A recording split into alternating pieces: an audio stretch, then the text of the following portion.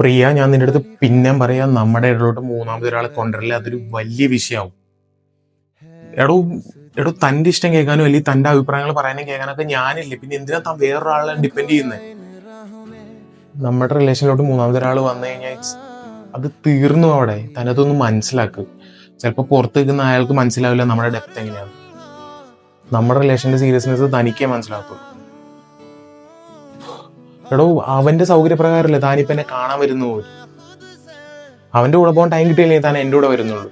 So എത്ര importance താൻ അവന് കൊടുക്കുന്നുണ്ട്. നമ്മുടെ റിലേഷൻഷിപ്പിന് എന്ത് ബോണ്ടുണ്ടോ? എപ്പോ തൊട്ടാ നമ്മുടെ പ്രശ്നങ്ങൾ ഉണ്ടാവാൻ തുടങ്ങിയത്? അവൻ വന്നപ്പോ തൊട്ടല്ലേ. എന്നിട്ടും എനിക്ക് മനസ്സിലാവുന്നില്ലല്ലോ നമ്മുടെ റിലേഷൻഷിപ്പിന്റെ ബോണ്ട് പോകുന്നത്.